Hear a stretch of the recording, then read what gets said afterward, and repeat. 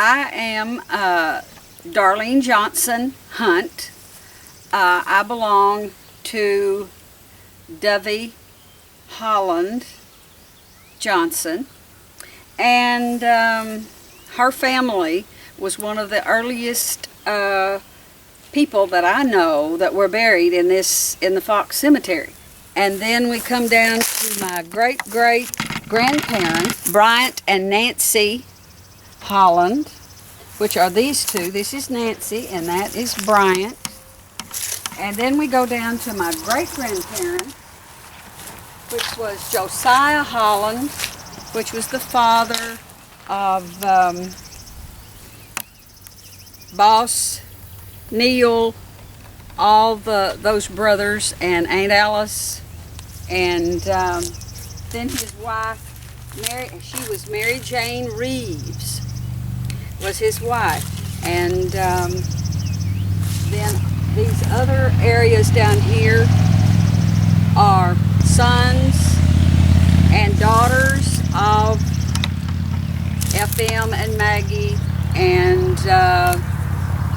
Aunt Alice and Uncle Henry, which was sisters to Boss. These two were in 1920. Josiah died, and Mary Jane died in 1926. And Josiah was a preacher, a minister, a traveling minister, and she went with him and left her 11 children at home with the oldest.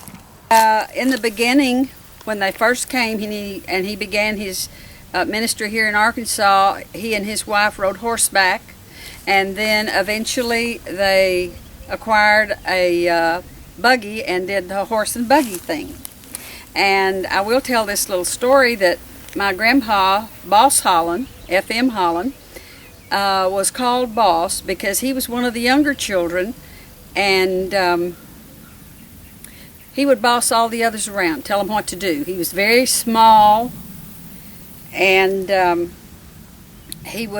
so they nicknamed him Boss, and it stayed with him.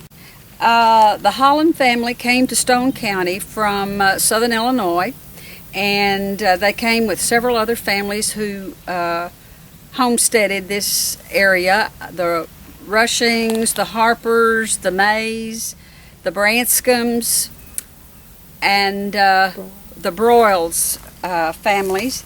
And we were always told that there were very few other people living here at that time, that they were, as I said, one of the very, very beginning homesteaders. And they came in a wagon train, and I think they had the Holland family had 5 children when they came that had been born in Illinois and then on the way here. And then Boss and Alice and I can't think of Uncle Henry's wife, Aunt Ruth, and Barney, and Kaz, I think, was born here in Arkansas. I'm also related to the Harpers. My husband and I have talked about the fact that when you came to Stone County, and with just these few families, you ended up and probably married a distant cousin because there was no one else here.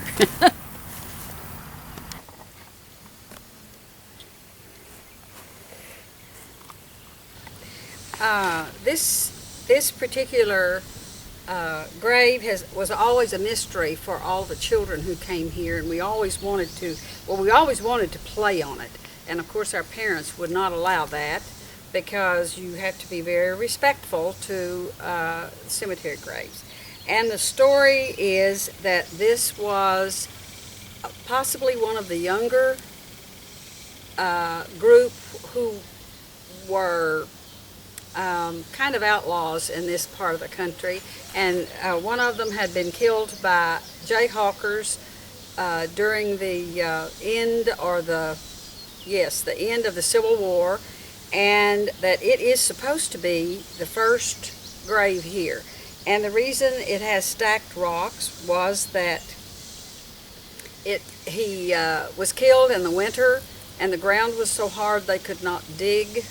So they placed him on top of the ground and placed rocks then on top of the body so that the animals, etc., could not get to him. Now when you look around the Fox Cemetery, there are, well, we don't have a recent count, but there are 700 plus graves in this cemetery, and it is slowly filling up. And so the front part of the cemetery is generally newer, as you can tell by the headstones, by the markers, and then the back, from the center back, is more of the earlier persons who passed away. The Cokers, Dominique, my mother was a good friend of the Coker girls. I knew they came from Austria. They were Catholic, very definitely. And at that time there were very, very few Catholics in this part of Stone County. And so were they the ones that began the Catholic Church at Fox? Yes. And it was the first Catholic church in Stone County? In Stone County, yes. The Coker family that is here at Fox are descended from Ahats and Emma Coker, who came from Austria. And I don't know when they came, but it was like in the early, I would assume in the early 1900s. Branscombe would be one of the most frequent names in the cemetery, and then I still think the Hollands are. This stone belongs to Lamoen, and nicknamed Blue Linville, and his wife Mabel, and his brother Robert shared the fact that during World War II he served 365 days in combat. Now, Miss Bessie and Mr. Lindsay were Church of Christ, but they came to our church most of the time until they established a Church of Christ over on River Road. But Lindsay was legally blind and a very unusual looking man. He was had always had white hair. He was an albino, okay, but a wonderful, wonderful man.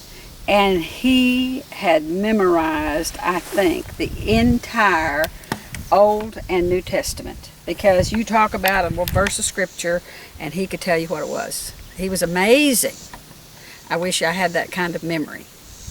And he was very religious in the sense that he attended church, whether it was his church or whether it was a friend's church. I want to share just a little bit about my memories as far as decoration. I don't know that in the South we have decoration days. Now, I don't know if they began when Memorial Days was established or if they were before that. But anyway, my earliest memory of a decoration day was when we would come prior to Decoration Sunday and clean the cemetery. And in those days, you didn't want a blade of grass growing on your grave, on your gravesite. So we would bring hose and we would scrape the grass off of every family grave. And then we would have a special Sunday, whichever one it was, which is now at Fox. It's the first Sunday in June. But we would meet at the old schoolhouse because there was no church here. The church, when I was a child, had burned and they had not rebuilt it. But Zion Baptist, right up down the road, and this General Baptist Church would both meet together in the schoolhouse. And we would have dinner on the ground up at the schoolhouse because we had school there and we also had church there every Sunday. And people would come, and it would be like it is now. If you could get here from far away, then it was like a homecoming as well as a time to honor your family members at the cemetery. One of the things that I remember well is the song Precious Memories. And then there would be, you would talk about when we all get to heaven, okay? You might sing something, and I can't think of the name of it, but about your mother, you know. I think there was one, Tell Mother I'll Be There. Precious memories, how they linger, how they ever flood my soul. In the stillness of the midnight, precious sacred sins unfold.